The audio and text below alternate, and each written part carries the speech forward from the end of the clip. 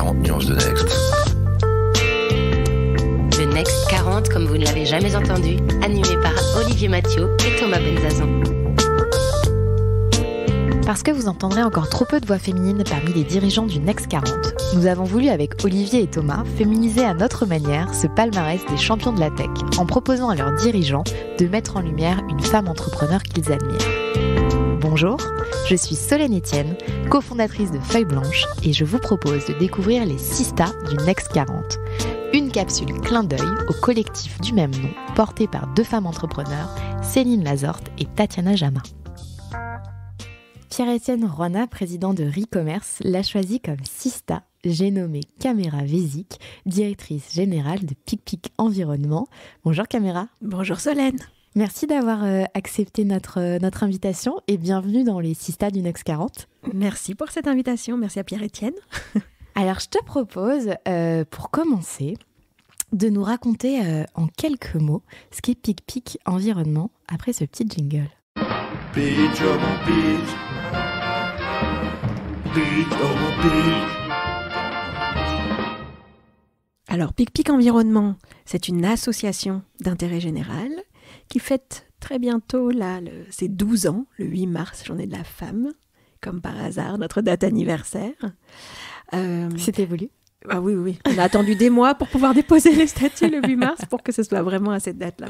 Donc, c'est une association qui a pour projet social d'accompagner tout le monde à la transition écologique et solidaire. Ce qu'on veut, c'est vraiment changer la société avec des petits pas, que tous les citoyens aillent vers l'éco-citoyenneté. Donc, on les prend, quels qu'ils soient, et on les emmène vers des changements de comportement. Et alors, concrètement, qu'est-ce que ça veut dire de former des éco-citoyens ?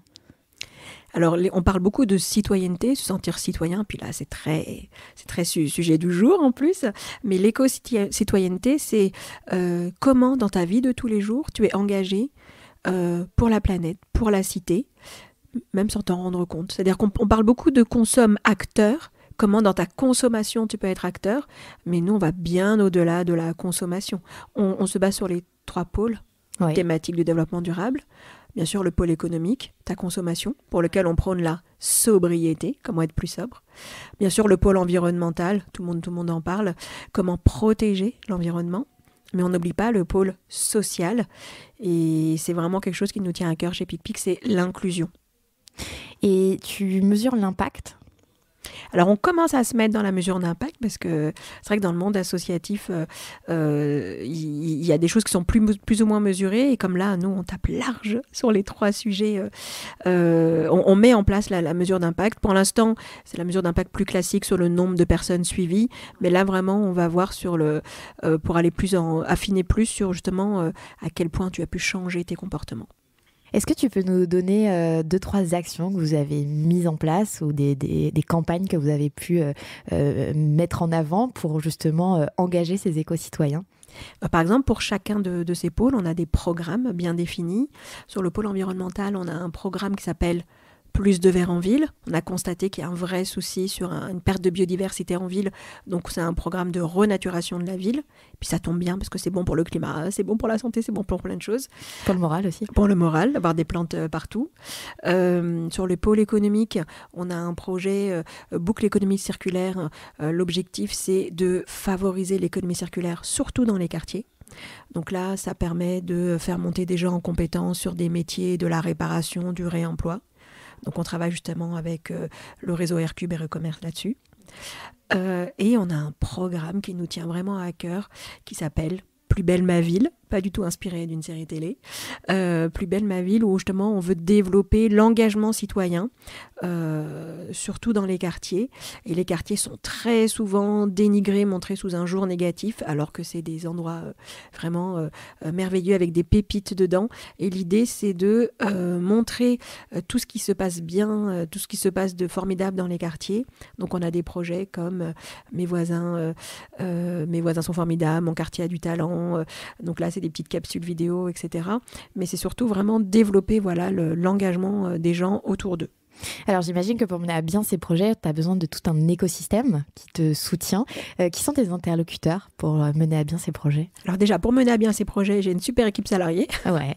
On a 15 salariés dans l'association et on a créé il n'y a pas longtemps une entreprise pour pouvoir aussi intervenir en entreprise, chez L'Oréal, chez BNP, etc. Donc là, il y a aussi 20 salariés, donc ça fait une belle équipe de 35 salariés. On a une belle team de bénévoles qui ne demandent qu'à grandir. Là, on développe, pour avoir encore plus d'impact, être encore plus d'utilité sociale, on développe plusieurs relais. Ouais. Donc on cherche des ambassadeurs, des bénévoles comme toi, Solène, qui pourraient être ambassadeurs de nos messages pour pouvoir essaimer encore plus. Et comme on nous sollicite maintenant partout en province et qu'on ne peut pas y aller, on aimerait créer des relais locaux. Donc soit des associations qui existent et qui aimeraient faire un peu en plus de ce qu'elles font déjà, un peu ce qu'on fait, soit des gens qui sont en reconversion ou qu'est-ce et qui aimeraient prendre le projet PicPic et le développer de leur côté. Et en tout cas, tu as raison, on s'appuie sur un réseau énorme d'acteurs existants, de collectivités, d'entreprises, et on est dans plusieurs réseaux. Réseau de l'économie circulaire, réseau de la protection de l'environnement, comme France Nature Environnement, des réseaux de l'action sociale. Donc voilà, on bosse ensemble, c'est vraiment le mot de PicPic, c'est ensemble. Et c'est pour ça qu'on s'appelle PicPic. On est les petites abeilles, PicPic, on adore la symbolique de l'abeille. Et c'est vraiment dire que tout seul, une abeille, c'est pas grand-chose, c'est très fragile, ça meurt très vite. Mais ensemble, c'est vraiment l'intelligence collective et on peut vraiment aller très loin. Alors, tu as devancé ma question, justement, de pourquoi PicPic. Et la genèse de ce projet, finalement, qu'est-ce qui a été le déclic pour toi de te lancer dans cette aventure? Il y a eu la rencontre de deux choses. Moi, j'ai longtemps travaillé j'étais responsable commercial export dans une vie précédente. J'ai fait ça pendant 15 ans, où là, mon empreinte environnementale, elle était... J'ai beaucoup voyagé en avion, j'ai beaucoup vendu.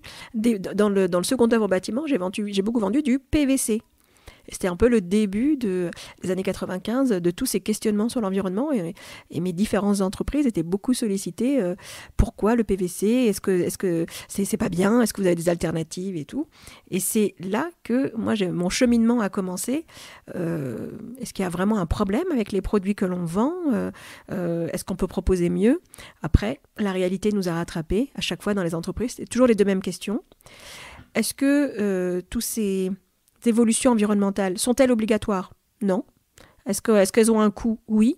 Ok, donc sujet suivant.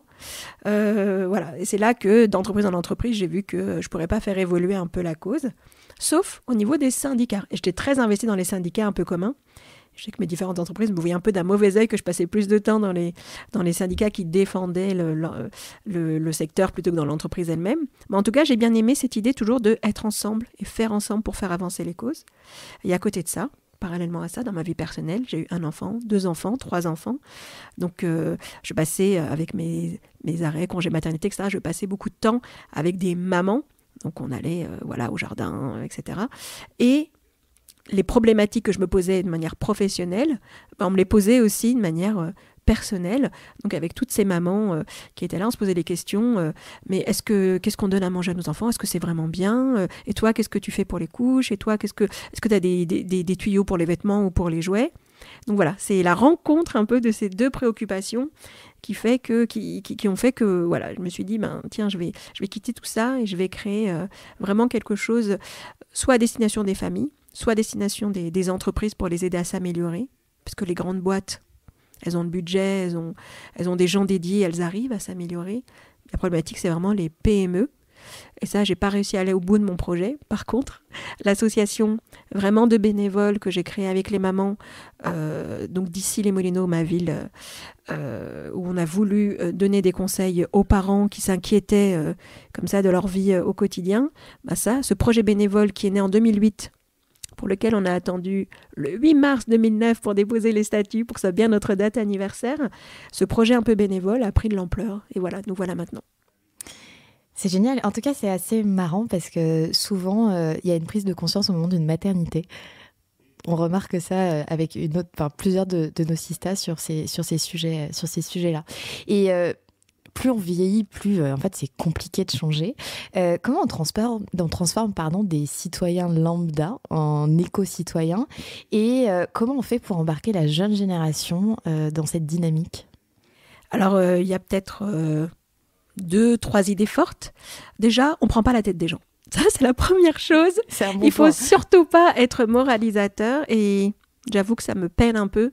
Des fois, quand je vois des très, très beaux projets sur le fond, mais dans la forme, avec des messages assez moralisateurs.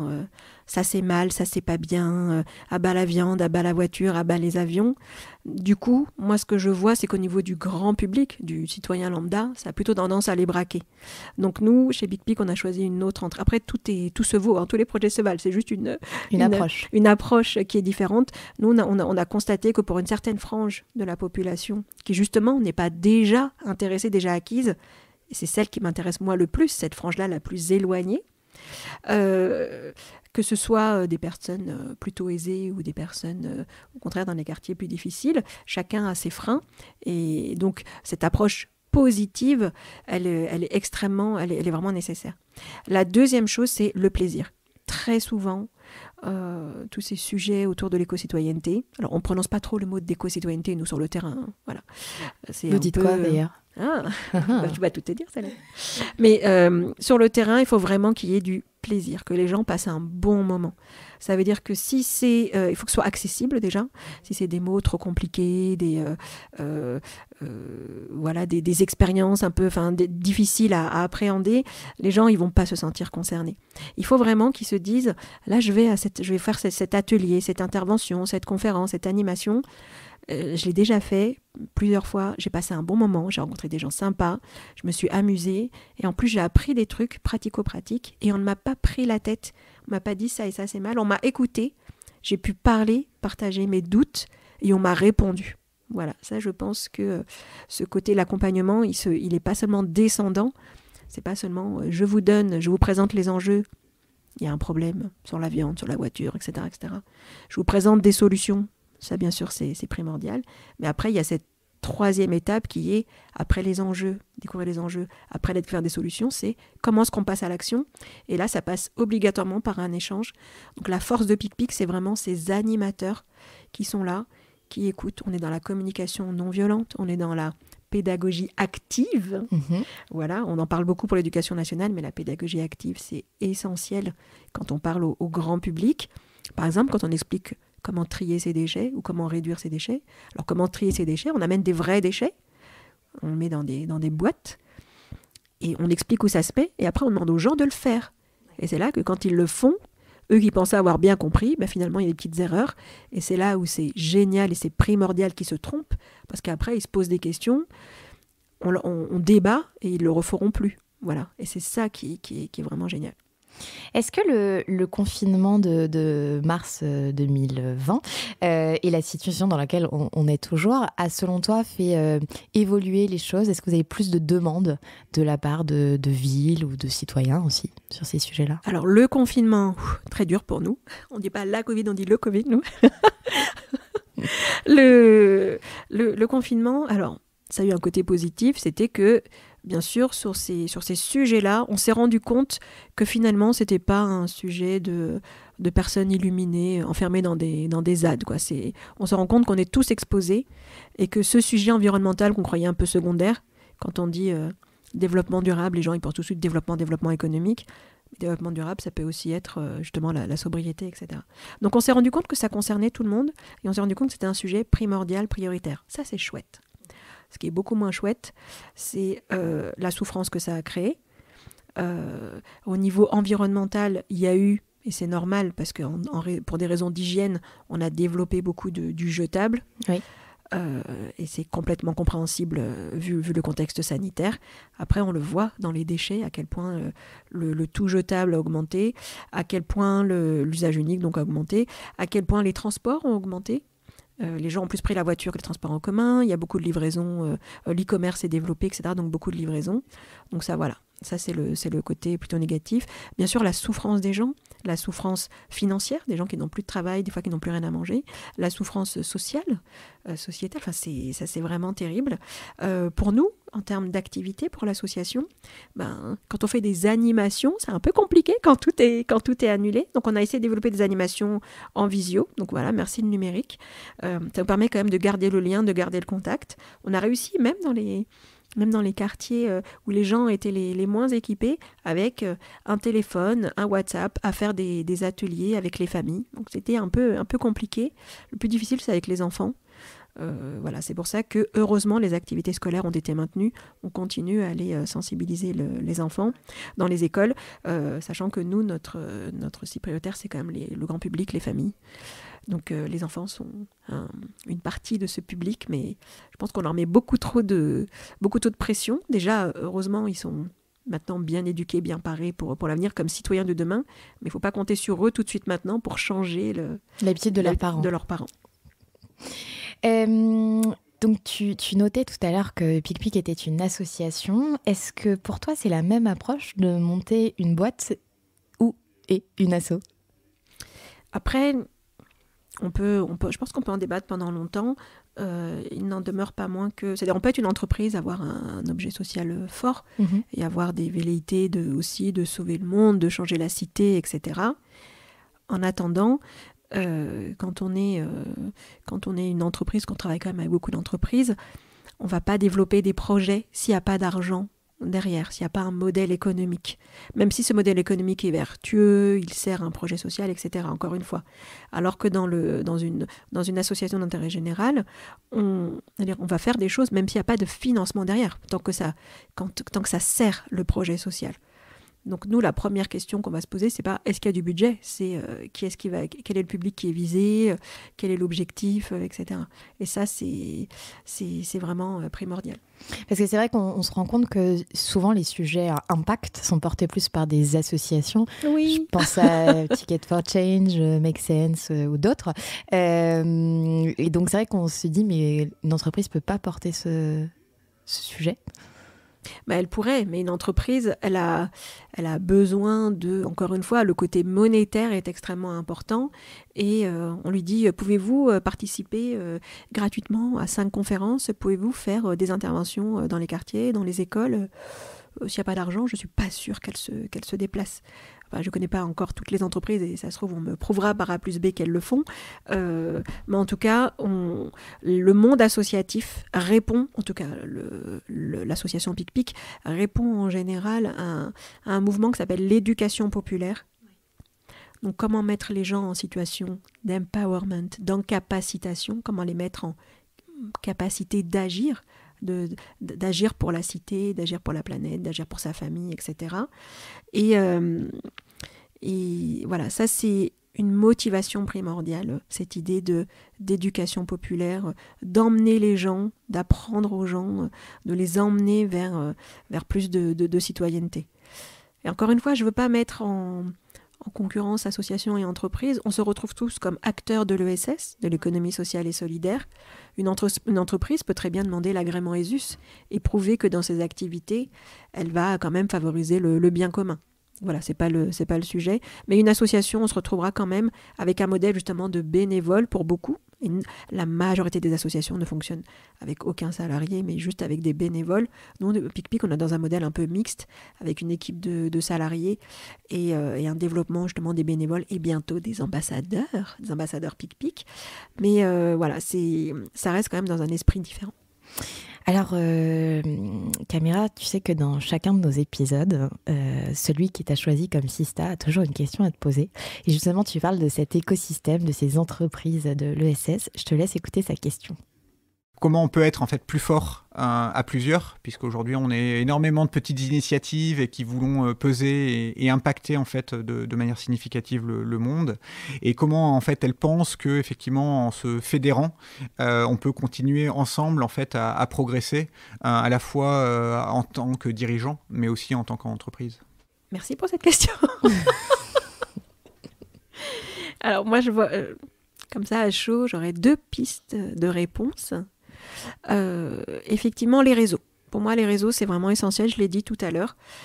Justement, en tant que petite abeille, on sait bien que c'est ensemble qu'on est plus fort avec l'intelligence collective. Je le vois là sur le projet d'économie circulaire, où on veut développer justement toutes les initiatives du réemploi et de la réparation. On se met avec le réseau Aircube, où on retrouve quand même beaucoup d'entreprises. Est-ce que juste pour nos auditeurs, tu peux nous expliquer ce qu'est le réseau Aircube ? Alors c'est un réseau pour l'instant d'une centaine d'acteurs autour du réemploi de la réparation. Donc on trouvera aussi bien des gens qui vont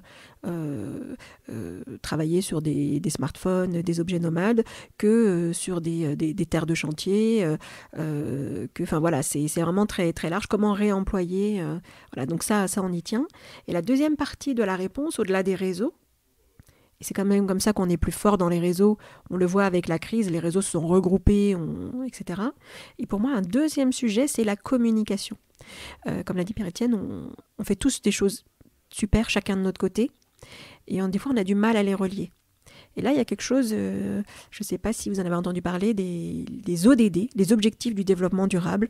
Donc c'est la première fois que tous les pays du monde se sont mis d'accord autour de la table pour des objectifs communs. Donc il y a 17 objectifs communs pour un monde meilleur.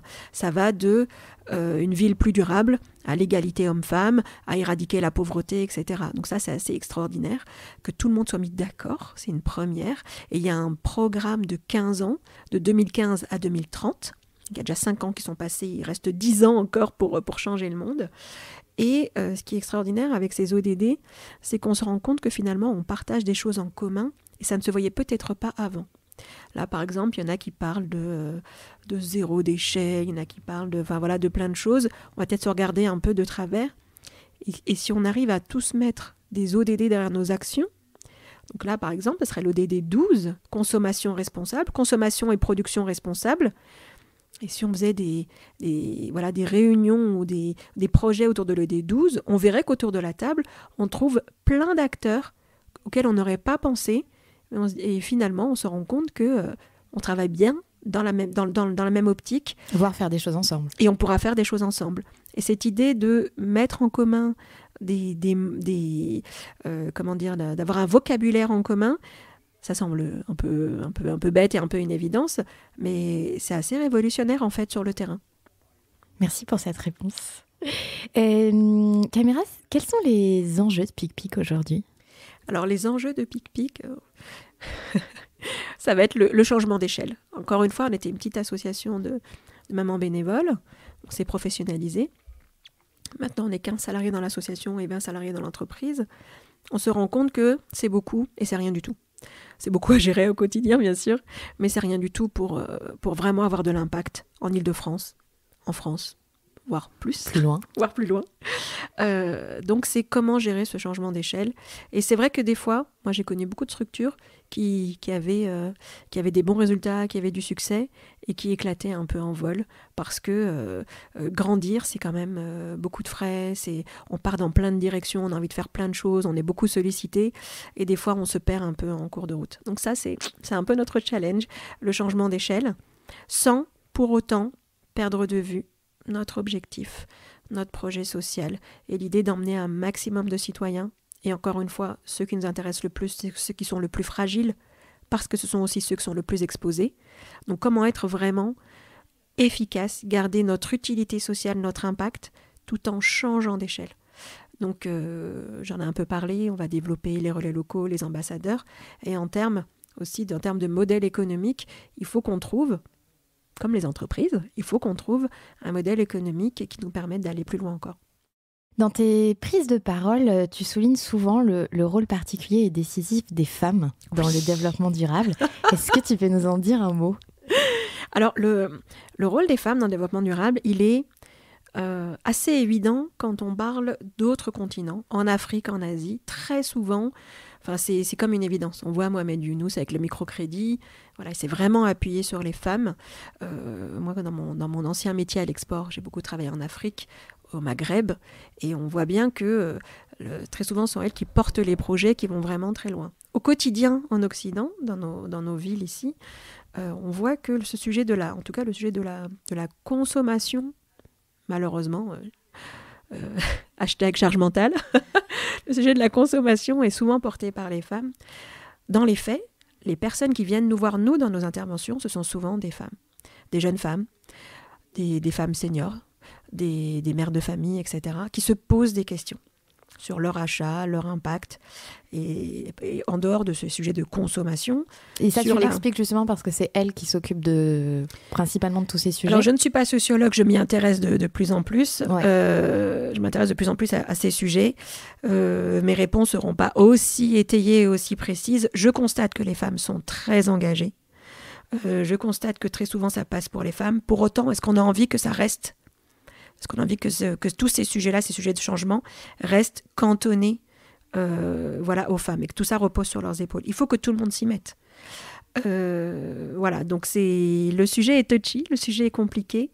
Moi, il y a quelque chose qui me tient énormément à cœur, c'est le sujet de l'écoféminisme qu'on retrouve, ou l'écoféminisme, moi je m'y retrouve énormément, parce que c'est ce qu'on appelle aussi l'intersectionnalité.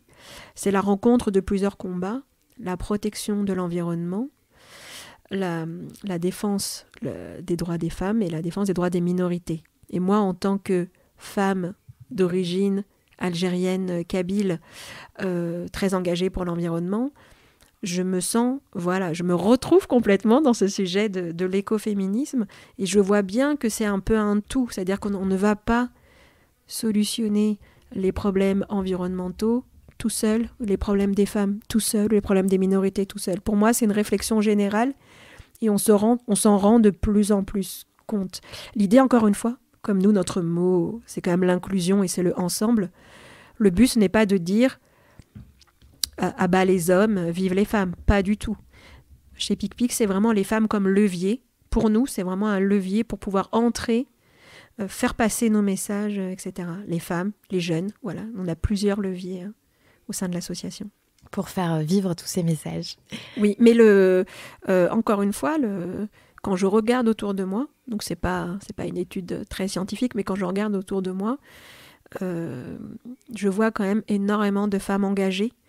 Je vois aussi beaucoup d'hommes engagés, mais j'ai l'impression que au niveau du cœur des femmes, il y a cet engagement qui est quand même très très fort pour les autres et pour l'environnement. Voilà, cet engagement pour les autres. Alors, j'ai pas envie de résumer les femmes au care. On dit, voilà, les femmes, c'est le care. Donc voilà, c'est beaucoup plus complexe. C'est beaucoup plus complexe et je suis pas assez pointue là-dessus. Mais en tout cas, moi, c'est quelque chose qui me touche de manière très personnelle parce que j'ai des modèles autour de moi comme ma mère ou comme d'autres femmes. Je suis entourée de femmes fortes, volontaires, qui font bouger les choses et pas dans un but vraiment global pour les autres, pour tous, c'est-à-dire dans un but désintéressé. C'est génial. Je crois qu'on va en reparler juste après de tout ça. De quoi tu es la plus fière finalement avec PicPic Environnement ? Honnêtement, moi, ce qui me rend le plus fier, c'est d'avoir pu créer de l'emploi. Bien sûr, de défendre des idées, de faire passer des messages, mais dans le monde actuel, avec les difficultés que l'on a, d'avoir pu créer de l'emploi, et surtout pour des jeunes qui avaient un peu de difficultés. Donc ça, j'en suis vraiment très très fière. Eh bien, tu peux.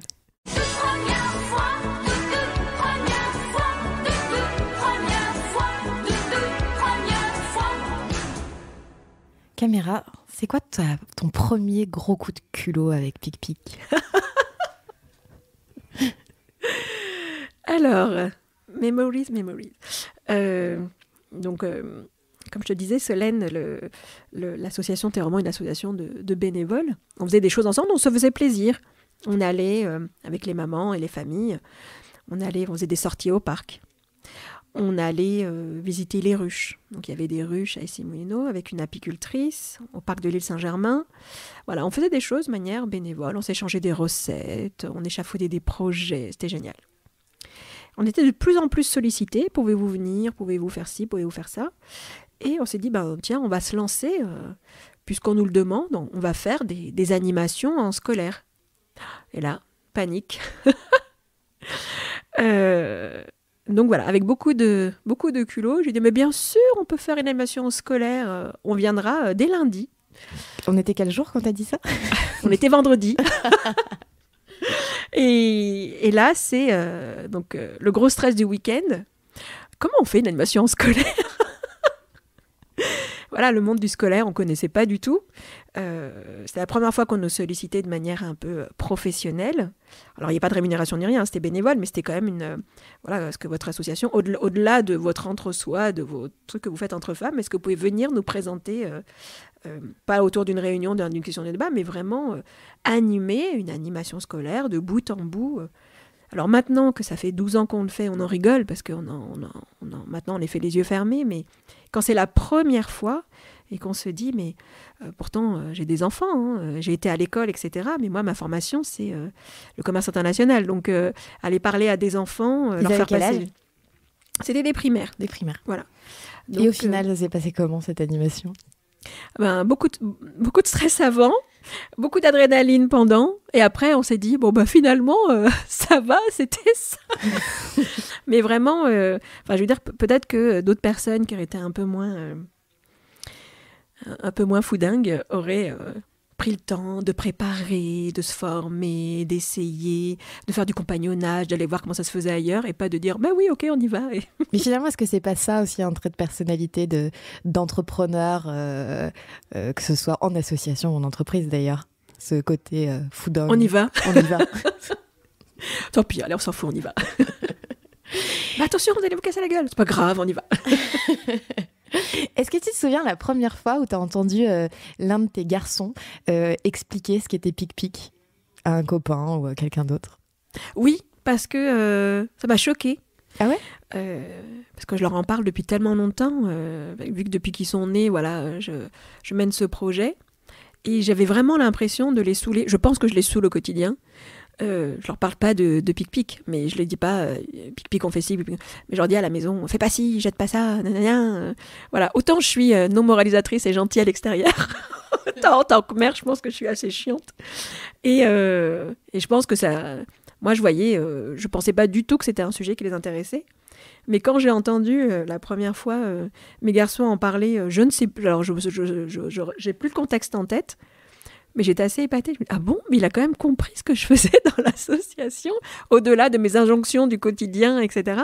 Ah, il a quand même compris. Donc je me dis, les enfants, ils captent tout, quoi. Ils captent des bribes et donc voilà. Et puis et en plus, il en parlait avec une certaine fierté. Je me suis dit, waouh. Ça t'a donné envie d'aller encore plus loin, du coup. Ça m'a donné envie de frimer auprès d'eux, mais ah ouais, ça te plaît ce que je fais ? Ok.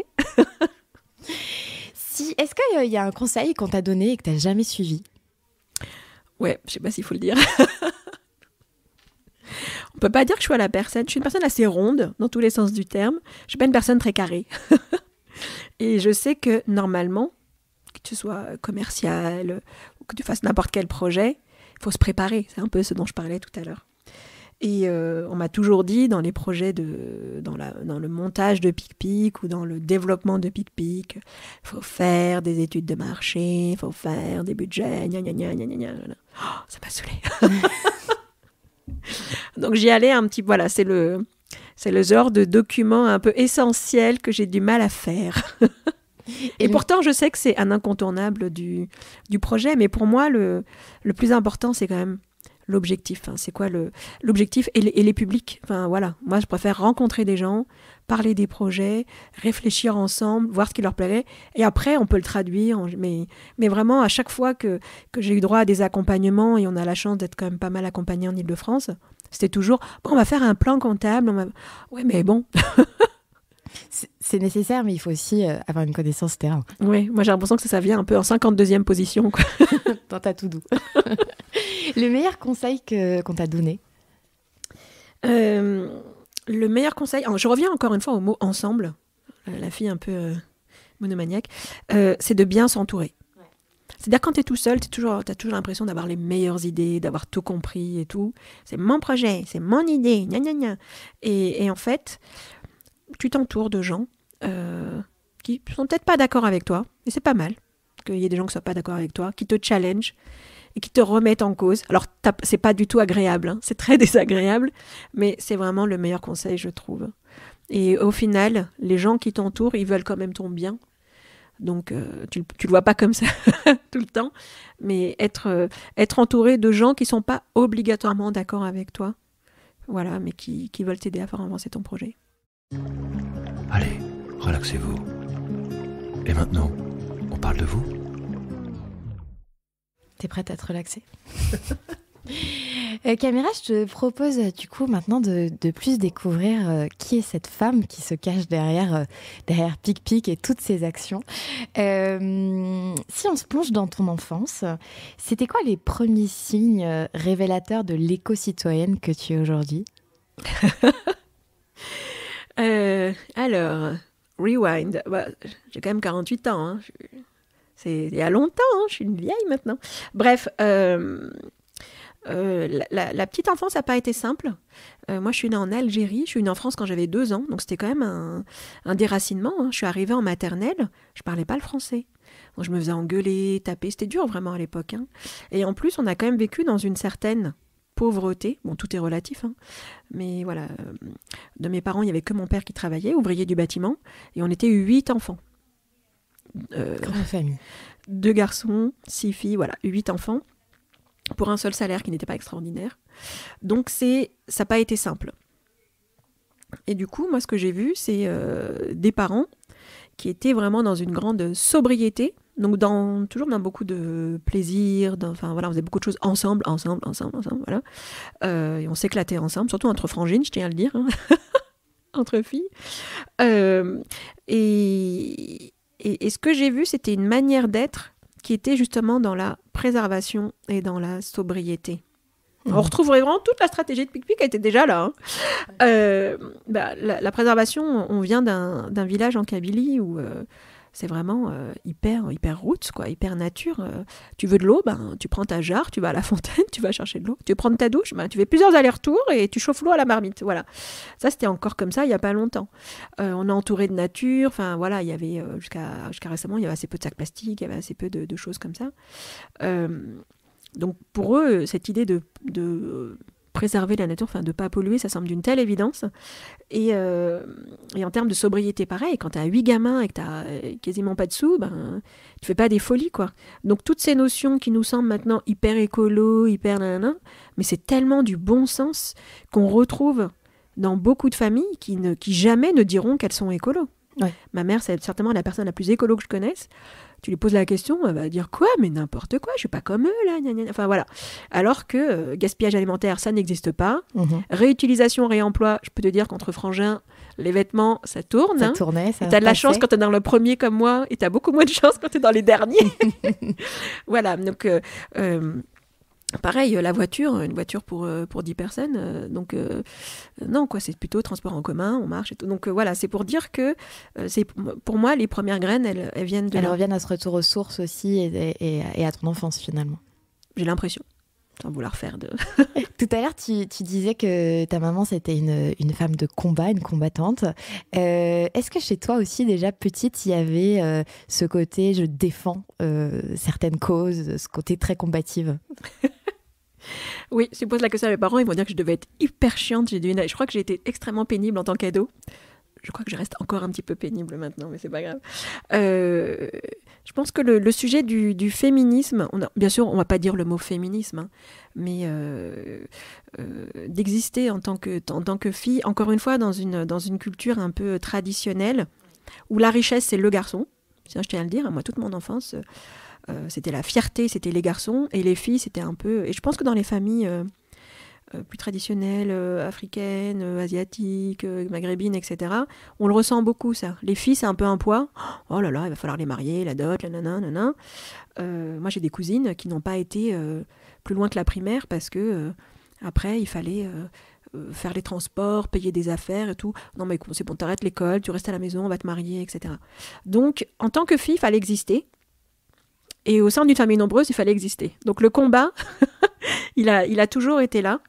Et je pense effectivement que pour les parents, c'est pas simple. Mais voilà, dans les traditions, c'était obligatoirement les tâches ménagères, c'est pour les filles. Dans les études, tu feras plutôt ci que ça. Ton frère, il fera médecin, et toi, tu feras... Enfin voilà, Et j'ai l'impression que cette idée de faut se battre un peu pour exister, elle vient peut-être aussi un peu de là. Et tu t'es battue pour choisir les études que tu as finalement faites?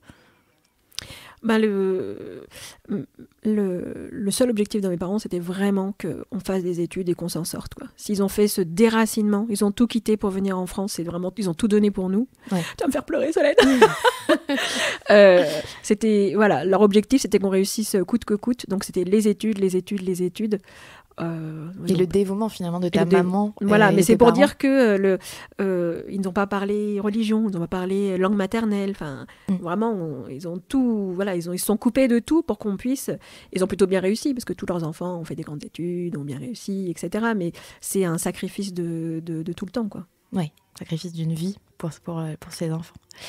Et nous, on se plaint, c'est extraordinaire. On n'avait pas assez de jouets quand on était petits. On faisait pas assez de vacances. Qu'est-ce qui a forgé la femme que tu es devenue ? Est-ce qu'il y a des rencontres ? Est-ce qu'il y a des mantras ? Est-ce qu'il y a des livres ? Je ne sais pas, des choses qui ont fait, qui font que tu es ce que tu es aujourd'hui ?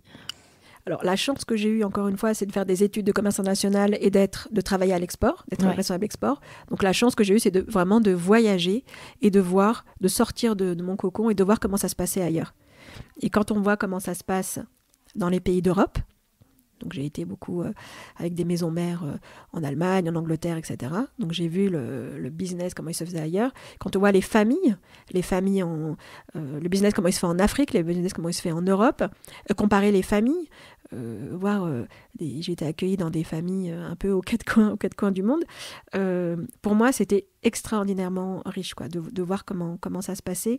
Ça m'a beaucoup inspirée. On sort un peu de notre entre-soi francilien, parisien, où on se plaint. On dit « Oh, Paris est sale. Oh, Paris est... » Mais tu plaisantes ou quoi ? « Oh, les transports à Paris, c'est pourri. » Mais tu rêves. Va voir ailleurs comment c'est. Enfin, voilà. Ça, pour moi, je trouve ça extraordinaire.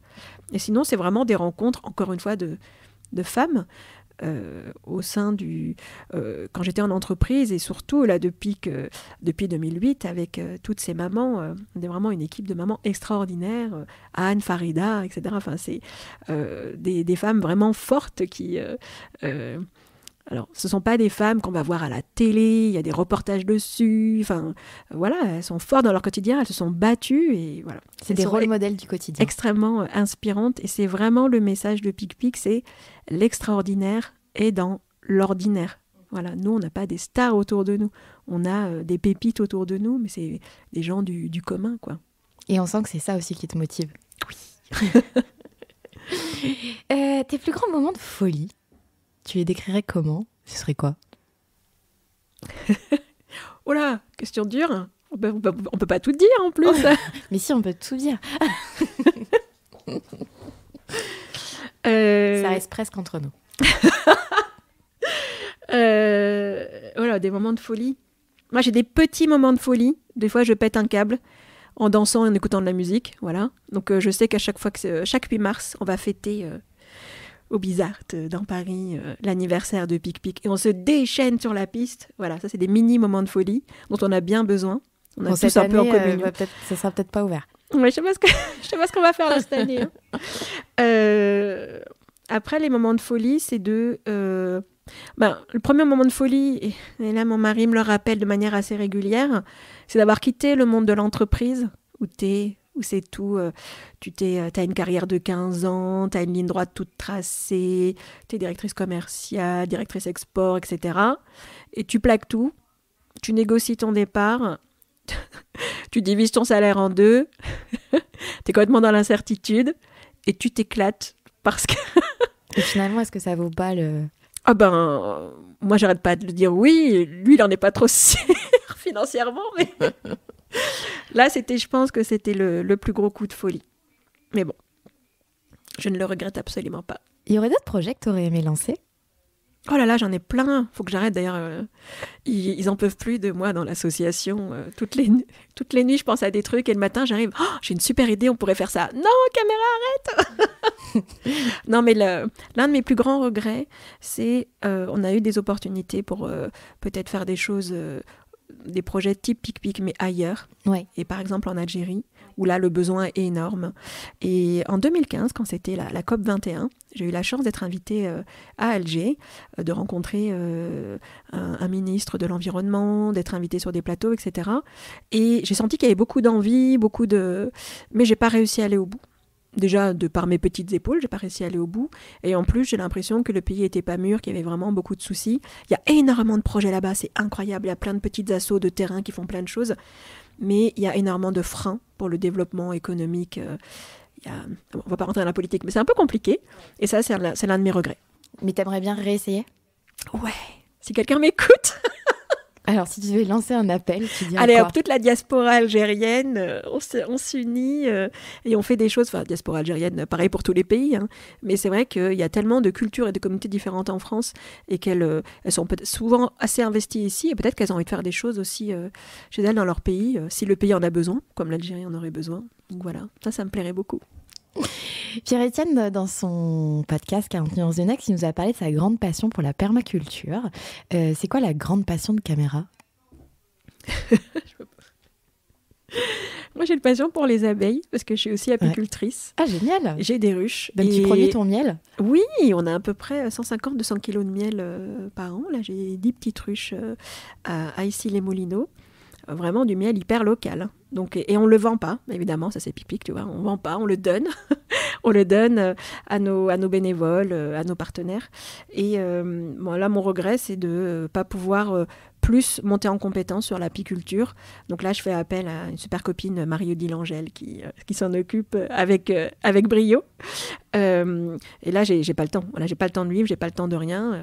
Heureusement qu'elle est là pour s'en occuper. Donc ça, c'est un peu mon regret de ne pas être plus sur l'apiculture. Mais ce côté faire soi-même, mettre les mains dans les ruches, mettre les mains dans la terre, comme Pierre-Étienne, mettre les mains dans la cuisine, mettre les mains dans la couture, ça, c'est quelque chose que je conseille à tout le monde, le faire soi-même.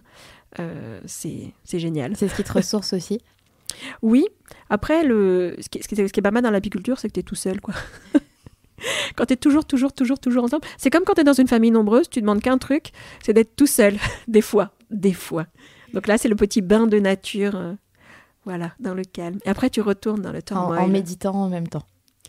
Je ne vais pas mettre un mot comme la méditation, mais tu laisses juste ton esprit vagabonder. Ouais. Il te faut attention de ne pas te faire piquer, bien sûr.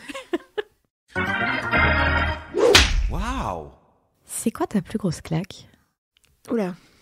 Professionnel, personnel? Comme tu veux. Professionnel, c'est quand tu essayes de faire changer les choses en entreprise et qu'on te dit c'est pas possible, ça coûte trop cher, c'est pas possible, ça coûte trop cher, c'est pas obligatoire, les autres le font pas, pourquoi est-ce qu'on le ferait? Enfin, voilà. Tu te dis merde, et t'essayes, ça marche pas. Et ma claque à titre très personnel, c'est encore une fois, je vais faire attention à ce que je dis, je vais pas braquer des gens, mais je reviens un peu à mon sujet d'intersectionnalité et de place des femmes et des minorités. Mais c'est vrai que dans ce domaine que j'adore, de l'environnement, du développement durable et tout, à chaque fois je me dis, purée, c'est vraiment de l'entre-soi, quoi. Je me dis, où est la diversité? Où sont les femmes? Où sont les minorités? Ça commence un petit peu. Là, il y a des projets dont on parle beaucoup, des mecs que j'adore, Moussa Camara avec Les Déterminés, Abdelali El Badawi pour Banlieue Santé, etc. Donc ça, c'est génial. Bon, ça reste des mecs, mais c'est déjà super. Mais voilà, on les compte sur les doigts d'une demi-main, quoi. Et on trouve énormément de gens engagés, de femmes engagées, de personnes issues des minorités, dans le socioculturel, dans le médico-social. Voilà, pour cet engagement, tu vois, vers les gens et tout. Mais dès que ça devient ce sujet de l'environnement, du développement durable, de plus, un peu plus... je vais dire paillettes. Non, c'est mal ce que je viens de dire. Voilà, là, tu retrouves toujours un peu le même modèle, un peu hipster. Le jeune mec, à peu près à la trentaine, barbu, il a fait une grande école de commerce où il a fait Sciences Po. c'est mal ce que je dis, je vais le regretter, mais c'est pas grave. Et voilà, il a eu son déclic, il a travaillé en grande entreprise, il a fait son tour du monde, il a eu son déclic, il a envie de sauver le monde, et là il va créer une start-up. Voilà, c'est super cliché ce que je viens de dire, mais c'est un peu ce que je vis au quotidien, j'ai l'impression, et je me dis, mais voilà quoi, quand on m'invite à des conférences, à des réunions, tout le monde se ressemble un peu. Je me dis, comment tu veux toucher le public si le public se reconnaît pas en toi, quoi. Voilà, c'est la mini claque perso et je sens que je vais regretter ce que j'ai dit. Je te propose de passer aux questions flash. Quelle est la question qu'on te pose tout le temps et qui t'agace? n'y a pas vraiment de questions qui m'agacent. Après, c'est toujours un peu les mêmes questions. Je les prends pas mal, Solène. Mais pourquoi vous avez fait ce projet? Mais pourquoi? Ou des noms genre, pourquoi le mot de pic-pic? Le nom de pic-pic, ben voilà. Moi, je préfère qu'on discute de l'objectif de l'assaut ou de ses publics plutôt que « Oh, c'est rigolo, le nom de pic-pic, ça vient d'où ?» et tout. Donc voilà, ça m'agace pas, c'est rigolo, mais je préférais qu'on parle plus du fond. Projet. La question qu'on ne te pose jamais, et c'est tant mieux. Ouais, mais si je te dis après, tu vas... Non, je te la poserai pas. Mais si, je peux la... Mais la question qu'on me pose jamais, c'est marrant, on me demande jamais si j'en ai marre. Si j'en ai pas ras-le-bol, si je suis pas... Parce qu'après, je serais obligée de dire que des fois, j'en ai marre. Et des fois, j'en ai ras-le-bol.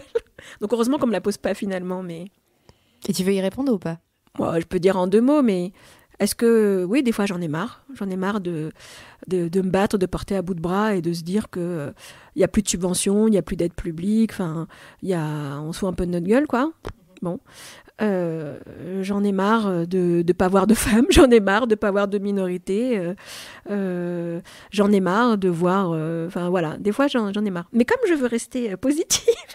Hop, je raccroche le sourire et je m'y remets. Et tu repars au combat. Et je repars, voilà. Mais voilà, des fois, j'en ai marre. Mais toi, c'est un peu comme aller s'occuper des abeilles, aller débrancher un peu ou aller s'exciter sur une piste de danse. Enfin, voilà, c'est... Tu souffles et tu y retournes. Mais des fois,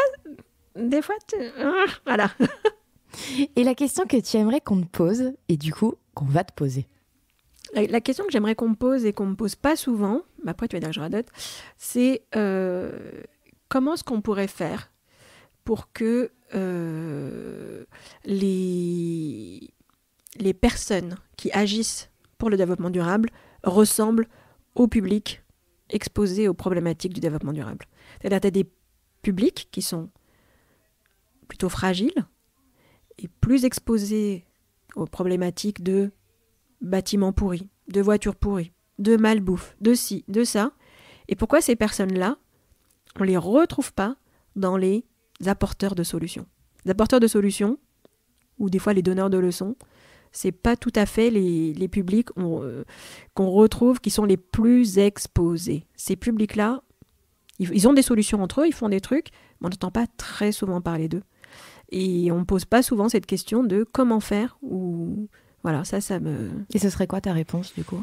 Oh là là Déjà qu'on s'en rende compte, parce que c'est comme quand on parle de la place des femmes dans le... Là, maintenant, on sait que les femmes, elles vont avoir moins d'opportunités professionnelles, elles vont gagner 20% de moins. On le sait. Il y a des chiffres, il y a des études. On en parle. Voilà, c'est comme les MeToo et tout. Au début, quand on n'entend pas parler, tu sais même pas que le sujet existe. Et puis soudain, ah ouais, d'accord, ok. C'est le coup de projecteur qui manque voilà. à ces et je acteurs-là. pense que... Et c'est pour ça que j'aime beaucoup le travail là, de Fatima Wassak, qui est pas mal mise en lumière en ce moment. Et voilà, j'aime beaucoup tout ce qu'elle dit. Et c'est vrai que, voilà, sur les mamans des quartiers et l'engagement qu'il y a dans les quartiers et qui passe des fois un peu inaperçu. Et des fois même qu'on interroge, elle le dit très bien. Elle, quand elle se bat pour justement limiter la viande, qui est un combat écologique...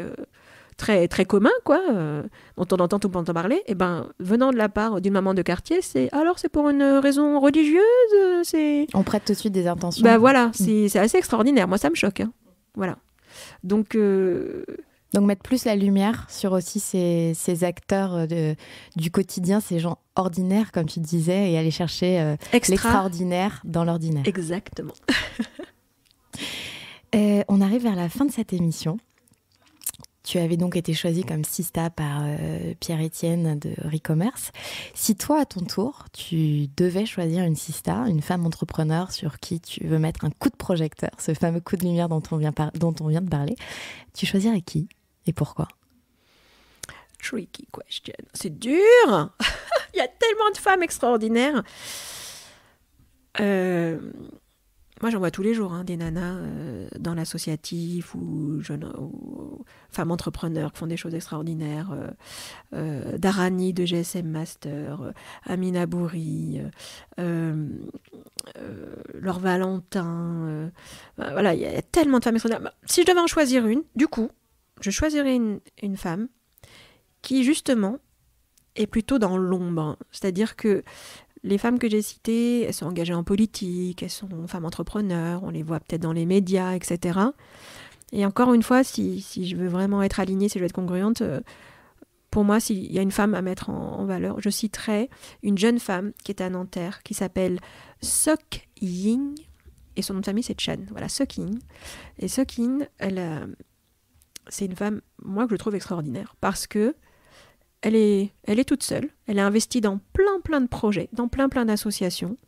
On la trouve dans les projets de jardin à la fac de Nanterre. On la retrouve dans les projets avec Solidarité sur des balades urbaines dans Paris. Enfin voilà, elle s'engage en plein de trucs. Elle fait vraiment sur le terrain. Alors, c'est les petits pas de fourmi d'une femme seule. Enfin, je veux dire, elle va pas... voilà. Mais elle fait, là, par exemple, pendant la pandémie, elle a cousu des masques. Toute seule, chez elle, avec sa petite machine et tout. Beaucoup de gens ont vendu les masques. Elle en a vendu quelques-uns. Et en a surtout fait beaucoup gratuitement. Voilà, donc je sais que c'est quelqu'un qui a du mal à joindre les deux bouts. Donc financièrement, c'est compliqué pour elle. Mais c'est une jeune femme tellement investie. En plus, elle vient d'accoucher là, d'une petite fille. Je suis trop contente pour elle. Félicitations, Sakine. Mais voilà, pour moi, elle représente tout à fait ces femmes extraordinaires qui sont complètement ordinaires et dont on n'entend jamais parler. Et il faudrait qu'on leur mette plus souvent des coups de projecteur dessus quand même. Parce que elles font sur le terrain. Elles font pas que des conférences, diffuser des idées, blablabla, blablater, etc.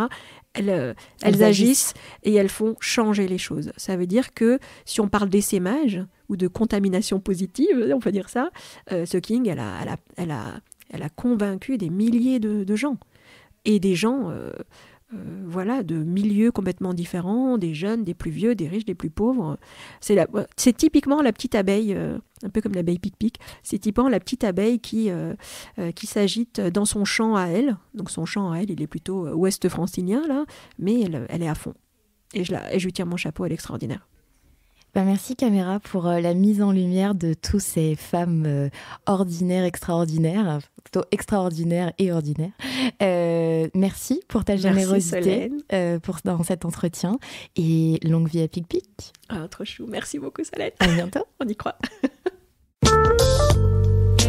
40 nuances de Next. Le Next 40 comme vous ne l'avez jamais entendu, animé par Olivier Mathieu et Thomas Benzazon. Parce que vous entendrez encore trop peu de voix féminines parmi les dirigeants du Next 40, nous avons voulu avec Olivier et Thomas féminiser à notre manière ce palmarès des champions de la tech en proposant à leurs dirigeants de mettre en lumière une femme entrepreneur qu'ils admirent. Bonjour, je suis Solène Etienne, cofondatrice de Feuille Blanche et je vous propose de découvrir les 6 stars du Next 40. Une capsule clin d'œil au collectif du même nom porté par 2 femmes entrepreneurs, Céline Lazorte et Tatiana Jama.